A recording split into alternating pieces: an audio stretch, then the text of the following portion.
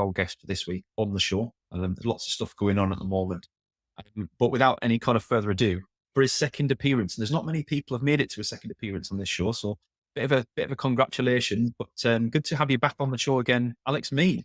Hi, Great to be back. Good how are to you see doing? you. And frustrated, but also, do you know what? I'm trying to PR exercise because I'm very good at customer service experience. But the CXM magazine top 25, I don't know if you've seen it, influencers list. I'm like, just let it go the next time. But I've had literally 20 plus people message me, say something. This is terrible. And I'm like, you say something. So there's less of this. I'm a ranter. I'm just someone who wants to talk about how I think things should be done and how I do them myself. Probably contradicts 90% of the views of others, which is fine. It's not a rant. It's not an attack. It's just my point of view. But yeah, I can't help rant occasionally though. Yeah, that's fair. That's fair, Alex. And you know what? Would it even be an episode of Alex Mead appearing on the show if it didn't have a little bit of a rant? I think our viewers would be a little bit disappointed. It's kind of. Do you know what? It's good to be polarizing, and look, it's not good to be vanilla for everybody. It draws the people to you that understand what you're getting at, and polarizes the people who wouldn't be a good match away. People shouldn't be everything to everyone, I don't think.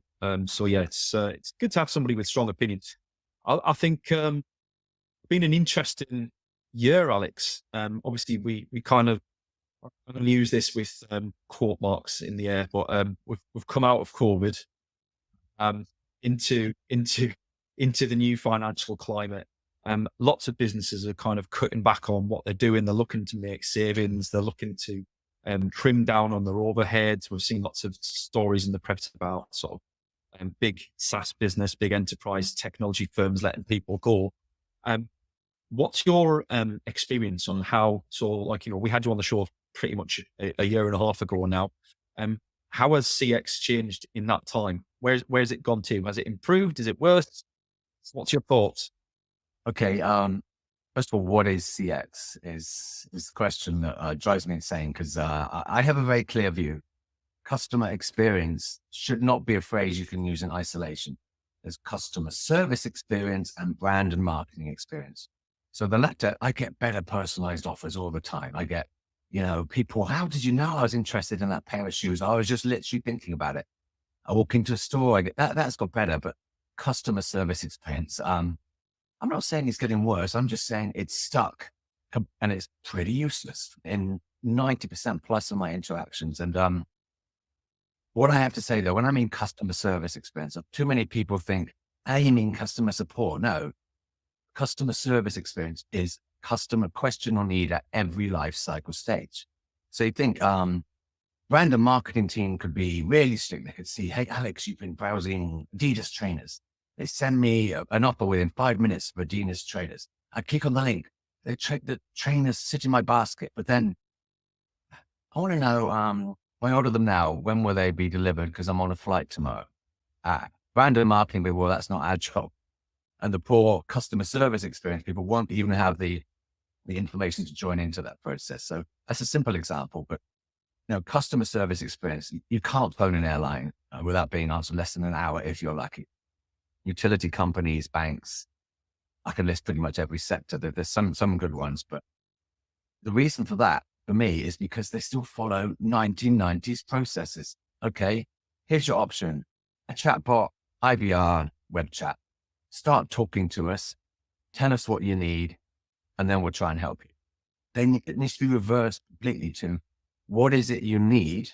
Now we'll offer you the channel and the solution based on that. So, and that's where the ChatGPT, any of these amazing natural language engines, as a customer, I should be able to go, hey, Amazon, hey, Adidas, hey, whoever, that order I made yesterday, where is it? It's supposed to be here 2 hours ago.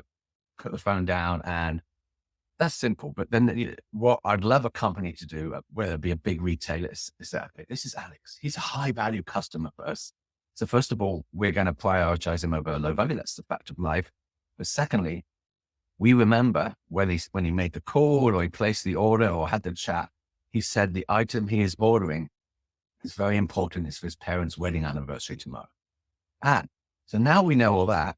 we're not going to give him an IVR saying press 1 for this, 6 for that, or put him in a chat queue. We're going to put that into a queue that says high value customer, highly contextual situation where something needs to happen now.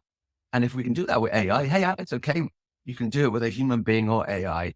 That would be customer service experience we want now. So against that, I don't think of a single company that comes even close to that. So we all complain about, I don't get calls answered, that the email's terrible, the chat. And when I speak to someone, they're not empowered. That's bad. But against where we should be doing things, we're so far off, it's off the charts. And I get frustrated, not a rant, it's just an observation that I don't hear people talking that way. This is what customer experience should be talking about. How can we better put AI into our next best action when a call is answered by CTI? It should be, how can we go back to the very start and treat every customer as an individual based on their persona, their context, the situation, which is why I came up with this EPIC framework, believe it or not, 10 years ago. So we can explain that. And the other aspect is customer service stuff. Oh my God. I actually started before it took internet. I'm that old, we had phone calls and letters. Those were the days. And if you didn't like the look of the letter, slight confession, just put that one, always fell into the bin. It was a risk. That was the 1990s, mid-1990s customer service. But for these days, the agents have all this pressure and time scale on, you have to respond to 50 chats or 60 phone calls and outbound, inbound. And I would absolutely love, I do, when I have my leadership roles, I move towards, I'm not measuring you on numbers of things done. I'm measuring you on solving customers' issues. And we can't do that, Alex, because we're not allowed to phone customers back. Well, we'll change that, because my model will be, hey, Paul, you're Paul. Hey, Alex, I need an update on this order. I need to know where it is. It's really important, or I'm going to miss my flight. I need another flight. What options have you got for me? Normally the agent will say, well, you can go on our website and check. I would love the agent to say, okay, Paul, leave it with me. Give me 10 minutes to look into that. I can phone you back or message you back. Which do you prefer? What, and it's a much better job in life for the customer service agent, the customer. Wow. Obviously, the trick though is we hear that sometimes a lot, and the phone call doesn't come back because the agent just wants to get the customer off the phone. So you need to have a completely different culture, and for the different culture, you need the CEO, the CFO, the CPO to agree, okay, we're going to chuck away all this. So call after call, chat after chat. And the thing that is crazy about it though, and I've seen the financial return, actually empowering and measuring your customer service agents, letting them take a customer issue, own it, work with other departments if they need to. Most of them taking other contacts is more efficient than just call after call, chat after chat, because you don't solve the customer's issue. They have to come back again and they chase you. And also you probably lose their business. So, but again, how many customer service environments you walk in and it says, hey, our agents are all empowered to own customer issues. No, my God, there's 500 chats in the queue. Oh, and I'll ask to do 5 concurrent chats. One at a time. That's what I like. Yeah. And then on LinkedIn, if you ask a Paul on LinkedIn, their answer will be, yes, I feel empowered. But it's just window shopping answers, right? And that's something that I think the industry suffers from a lot. I think the people are too afraid to kind of be honest about things. And I understand that certainly from an agent and team leader perspective, right? You don't want to put your job at risk by disagreeing with the culture of the business. But you're absolutely right. Like when you mentioned measuring people on different metrics and empower them to go away and deal with these things, and like having the right culture in place so that they don't just not do anything with it and bin it. The first place my brain went was, how would you hold people accountable to that? But you're absolutely right. You shouldn't need to hold people accountable, because it should be rare that an agent should want to deal with that. Absolutely. Yeah. I think that's not the mentality that you need. And obviously it links to, you can't just, a lot of agents, and I was one myself many years ago, you like the feeling of, put the stuff down, my shift's done, or you feel like, oh, thank God for that. I can go watch the football and forget about it. Whereas, I remember when I was an agent, I literally operated the way I described, even though I wasn't supposed to. So I wrote down all those little customers that I knew. I told them that the engineer will be there tomorrow morning, or the bill will be resent. I would keep a note and I would check it myself the next day.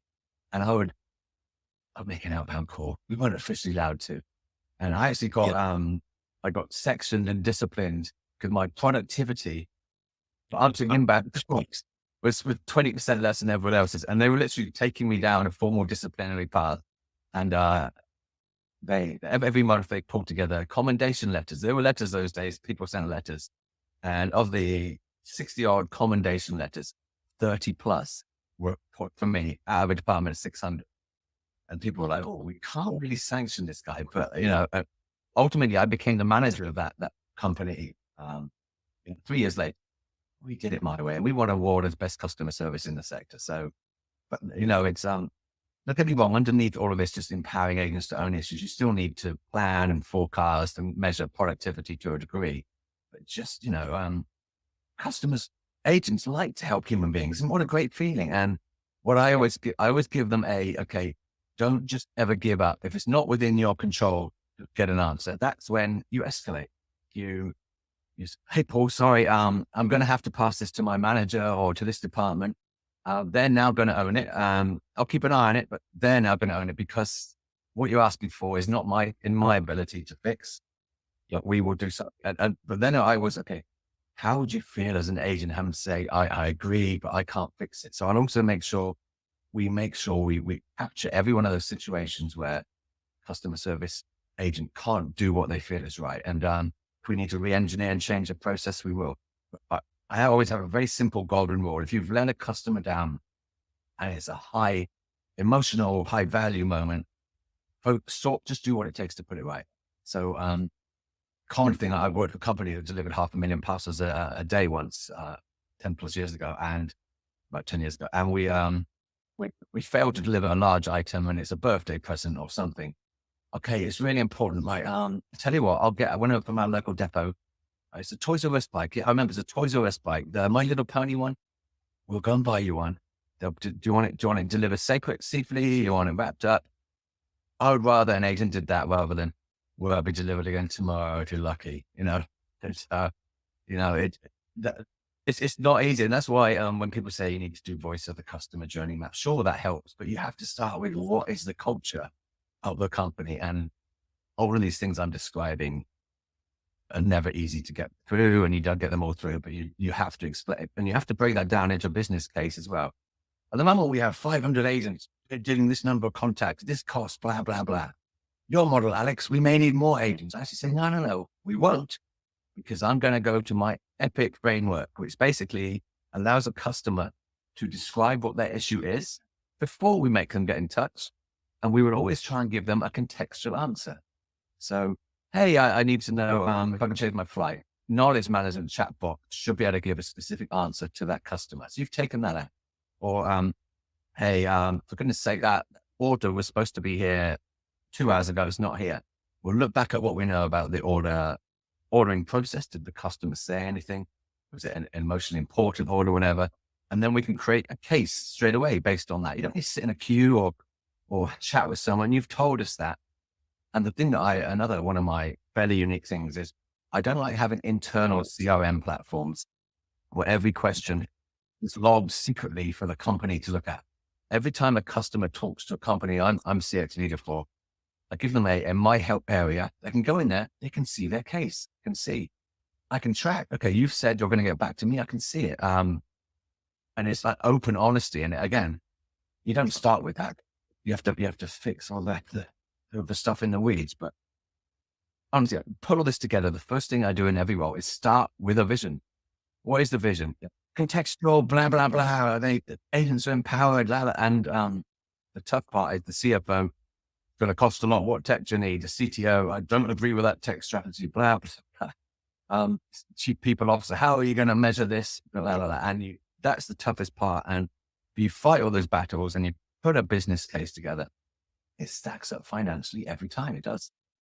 But that's, again, so what I feel about customer experience, that was the question a long time ago. Customer journey experience sucks. But I think it's static, but it's getting worse because staying still is getting further away from the vision I described how we should do things.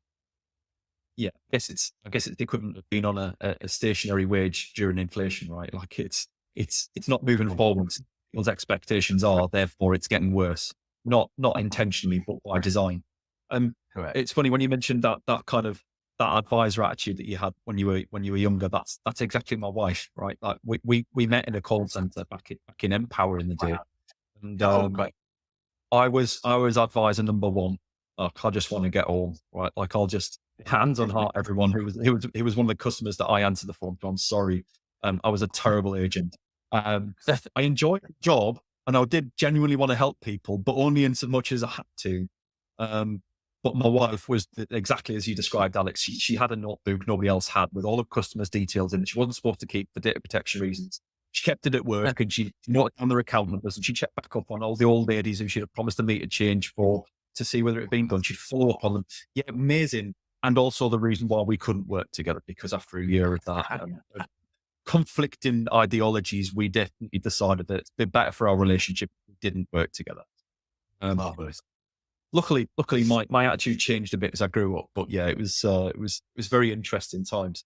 Um, one thing that's kind of occurred to me is whilst we're talking us through that process there, Alex, is um, I'd love to kind of get an idea for what it is that you think that holds businesses back from actually achieving what you've said. And you've kind of touched on it already, right? Like you get that disagreement from the C-suite, but what lies behind that? And I suspect, and I'll say this up front, I suspect it's something along the lines of um, this is a fundamental change to the way that they do business, and therefore everyone's job is at risk as a result of doing it. And from their perspective, is it a risk that we're willing to take for the returns that we're likely to get? Is that what you're seeing? Is that where you think that the struggle sits? Yeah, I think the first part you're in effect saying the way they currently do things isn't a good way to be doing things. So you're almost like criticizing their strategy. So you've got to be very careful with that. You're calling their baby ugly, which, so the way I try to do it is, okay, here's where we are. You had a strategy to get here. It may have been good or bad. It's irrelevant. Here's where we are this moment in time. You then have to break down into black and white. So the reality of your life cycle stages. So first of all, awareness, interest, intent. I take them through all the stages: awareness, interest, intent, purchase, fulfillment, service support, etc. And I'll explain each stage, not with numbers. I'll say, so awareness right now, this is how it is. And I'll say, website, a customer goes to a website. You've done some great brand marketing to show, hey, our company's awesome. We invest in ethical X, Y, and Z. You go to your website. There's no way for a customer to get any information about any of the products. You have an email list at the bottom of the page. Customers don't email you. They want to click on the product and they want to, see it in a nice graphical, whatever, interactive way that marketing can own. But if they want to ask a question, I like that product. If it's tech, is it compatible with my 55-inch TV or my sound system? You can't ask the most basic question. So if I can get data to back these things up, I'll then say, and I've spoken to the marketing insight team, they say that of 95% of people that look at products, they drop off on this page. This is the page where there's no product information. So you're losing the sales. And then it becomes interest. Okay, you can demonstrate because the customers come back 3 or 4 times, looked at that product. They've Googled it, they've gone back. So the marketing insight can say, the customer is definitely interested. Do you know what we do after that stage? Nothing. We don't follow up with them, we lose them. And that's not really my sweet spot. That's kind of marketing area, but I always think end to end. And then we come to, okay, intent. They now want to make a purchase. Do you know how awful the checkout is? My God, they're already signed in. They've already given you all their details and they have to repeat it. And there's not a button to say the billing address is the same as the delivery address. And you know how many customers give up because PayPal isn't working or Apple Pay? 75% of customers drop off at the payment stage. And here's why, because it's yeah. And then I go, okay, let's get to my hotspot then. The customer service there. They made an order. There's no way for a customer to know if their order is coming when we said it's coming. And lo and behold, by the way, the initial statement we put up front for when to expect the order, 89% of the time we failed to deliver within a day of when we said it. And what I've looked at is along the way, 50% of those 89% of them make a contact to us, which is an avoidable contact if we just were more open with when to expect the package, let them receive it. That's 50% contact saving, headcount saving. But of those customers that receive it over 2 days late, 65% of them return it because they're fed up with the fact it wasn't delivered when they want it. And then on and on, I'll break all these down into percentages and I'll say, look, I've worked with the finance guys, let's turn these into numbers. There's 200 million revenue being lost every quarter because we're failing to acquire and sell when we should. And there's 250 million loss on bad customer service, meaning customers return their items and don't stick with us and order again. What really, Alex? This back to the code. Yeah, it sounds reasonable. And someone will say, yeah, but our NPS is 86%. I'll say NPS. Okay, what is NPS to you? It's a quarterly survey. Okay, who did you send it to? Customers that ordered from us. Well, you remember at the start, I told you about those 95% of customers that don't even bother to order. And then you extrapolate that. You're only asking those customers who ordered from you that didn't return the item. So if you want to do pretend numbers, go ahead. But, there are so many opportunities. And by the way, have you seen your reputation on social media? It's a car crash. So, okay. And then you get to, okay, so what can we do about it, Alex? And say, now let me share my vision. And then you have to align the vision to those steps. So, yeah. And the problem is so few people talk to boards, and I'm not a consultant. I work hands-on with companies in ways where hey, first we've got to do a voice of the customer program. We have to make sure our CX is embedded into everything we do. I said, no, I just want to understand everything is a life cycle stage. Everything we do, I'm either an existing customer who wants to return something or inquire about it, or I'm a prospective customer somewhere between the ends of the spectrum. And I embed customer service experience into every one of those stages. And 2 or 3 times in my life, unfortunately out of several, it was only 2 or 3 times have I really met that perfect where the CEO gets it. I know that, Alex, I'm going to back it. And I work hand in hand with a really strong marketing leader. And that's why I get so frustrated when I see new chief customer officer or new chief experience officer, and they've only got a marketing background. Companies should have a chief marketing officer and a chief customer service experience officer. That's what works. Call it what you want in terms of title, because they're the perfect yin and yang to each other. The customer service guy, here's what customers are telling us every day. Here's where the knowledge management doesn't work. Here's where we get complaints the most, where we get the worst feedback. And the marketing guy says, hey, I want to know how we can make our customers like our products more. Hey, let's work together at every life cycle stage. And but if you miss one of the two, and that's why having customer service experience is shocking, because the rise of the CXO, the CCO is just being the rise of chief marketing officers with sexier titles, in my experience. It's an interesting point to make, though, because quite often I outreach to obviously what we do is conversation analytics, right, and giving insights from customer conversations. I mean that's one element of what we do, but I reach out quite regularly to chief marketing officers and senior marketing leaders, and they're like, "Well, we don't have any say on the tech stack, and we're not like we don't, it's not really our thing." Like, let me pass it to the person. I'm like, "But you're missing the point entirely." Because what we've got has so much customer conversations that you already have so much information that is a super high value to the marketing team. And if you're not already using it, the returns you can get are absolutely out of this world. And absolutely. And on that, actually, to me, it's almost the cornerstone of my last 2 or 3 roles that I don't like sending voice of the customer. So if the customer, you can do that. To me, marketing can do that all they like. What I like is every conversation a customer has with us gets recorded somewhere in some system, a voice call, a written data call. And I want to know, we actually put it live in my last role. As the customer is talking in real time via text or via voice, that's been transcribed into next best actions. So that the poor agent, maybe this will help. But the trick is you can't start with what the customer's saying in that conversation. You've got to push through what they were saying to the chatbot, what were they looking at on the website beforehand. So it's Paul, he's been talking to a chatbot, hopefully not a terrible one. We already know what he wants. But then this is the bit that I think you're alluding to. Everyone has that strategy, but the strategy I said at the start, but Paul is really angry right now. Just because he's angry, he shouldn't change it. But he's angry because we told him we'd upgrade him on the flight. And now he's got to sit 12 hours on a flight to USA in economy class, and worse, he'd already prepaid an hour seat when we told him we were going to upgrade him, and now we put him in a middle row for 12 hours through the night.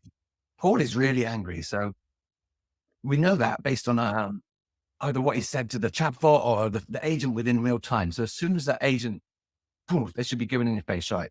Wait. Don't just do the parrot fashion. I'm sorry, sir. I'm very policy. Stop and think, and you know what? Let's see what we can do different. And customer experience is all about those golden moments. Hey, Paul, okay, and this is a real story I actually did when I worked for an airline. I'm afraid, it was transferred to me. I'm sorry, our agent is correct. We promised you, we shouldn't have made the promise and upgrade. Unfortunately, business class seats were booked at the last minute. But what I can do, we have one left in first class upper deck. Interested? Oh, Alex, that'd be amazing. Come on, and it was no extra cost to us because it was an empty seat. Yeah. So imagine how that customer felt then. They were like, God, economy. And they were in the first class. It was just nobody's using the context, the AI of what the customer's saying. And I know very well what your company does. It's when you have that data, what you do with it. And first thing to do with it is use that data and look at your CRM platform, your ERP, your GDS, your POS, and get the context, the bigger picture context. Then do something with it rather than, hey, I could see he's a really angry customer or whatever. They're all angry. It's something much more sophisticated. I think everybody wants to head towards the automation side of things. And let's be fair, like if you can automate a lot of the data science type stuff behind the scenes and feed the right insights into the agents live, then that's the place you want to get to. I think there's a starting point, which is just get the right information to your agent so they can start making the choices in the first place before you worry about automating. If businesses are out there thinking that's a huge leap to be able to get to the point where Alex is talking about, but there is a step in between. Because how many times have you spoken to an agent who just didn't have the full picture? I'm sorry, I can't see that conversation. It's on the WhatsApp channel and I don't have access to the WhatsApp channel. So I have no idea what's going on with that. Very sorry. That's a horrendous experience. But I spoke to your company 2 days ago. Yeah, but I don't know what you said. So can you reiterate the whole thing again? I don't even, it's not being logged. What, really? Let's just get to the basic points where everybody understands. And don't go the other way and flood them, because that's a huge problem as well. Because in effect, all that'll happen is the agents work as if they have no information at all because they can't be bothered to sift through all that information. They don't know what's important, what's not. I once had somebody say to me they wanted to put the entire transcript for a call into the CRM notes. Now I understand where they were going with it. I get the point of what they were trying to say. There's a far better option is let's just look at all the events in that conversation and put those into the notes as a summary. Then if you want to really listen to the transcript, then you can listen to the transcript at a day. But your agent's not going to listen to that, not going to read that transcript. That's horrendous. Actually, imagine if it was a call. Actually, that's what I have noticed, particularly in the last 18 months. The basics are disappearing. I even see, I think I was from 5 or 10 companies now who don't even have CTI. So I've made a call. You don't know who I am. Worse is when you're signed in. You're signed into the app. Okay, you've already authenticated my face. You recognize my face. If it's good enough for me to make a payment, it should be good enough for me to talk to an agent. Cool. So you can't request a call back. It should be able to, but determine the context. Forget that. Let me just call the number. Yeah, you got a membership number. What? I'm signed in. I would like the membership number. What is my membership number? I use Face ID now. I don't even know what it is. Well, if you sign back out and go to our website, it's just horrific. There's so many broken aspects to the basics now. And then the agent, let's assume the phone number is recognized. The agent won't get the screen pop. They'll go, can I have your email address? Like, I'm phoning you. I'm signed in. Honestly, the basics are falling apart. And I don't know why that is. It's like, I think I put on a post a couple of weeks ago that I used to be called customer service director. And there were 50 plus, many more really good customer service directors in the early 2000s. We had a great community. We used to talk about real challenges and we helped each other and we did some pretty awesome things. You don't really hear a customer service, I call it customer service experience, but you don't hear a customer service conversation. You hear CX expert this, CX. I just, honestly, I hate the term CX with a passion. I obviously have to put it on my profile because that's what I kind of do. But there are so many people doing, practicing, consulting, speaking, accrediting about CX. Do not talk or thinking about any one of the things I've mentioned in this 30 minutes we've spoken. And that is what customers need right now, I think. I think hats off though, Alex, because no change ever happened without conversation being had, and you're willing to engage with pretty much everybody that's out there. You know, like I know you can kind of get on your soapbox at times, but like I think honestly, I think it's a good thing because it's the passion that drives the really positive conversations that step by step will change the direction of the industry, or I'd like to think anyway, would change the step of the industry. And you know, without people fighting for those changes, we'll just accept the status quo and things will stay as they are, which is continue to move forward. So Geez, didn't think I'd say that sentence 3 years ago. Awesome. Well, Alex, we've just ticked over the 30-minute mark, so I'm going to wrap things up there. But it's been an absolute pleasure to have you back on the show again. Congratulations on what you've been doing in the last year or so, and absolutely keep us up to date with the exciting things that you've got planned. will do. And obviously, the most important thing in the next week is the second leg at St. James's. Come on, Southampton. 3-0. 3-0. I start here. I'm not saying which way. Even wear the right colours and so on. With it. I'm talking to you, Liverpool. Awesome. Good to catch up, Alex. Thanks for your time. Bye-bye. Okay.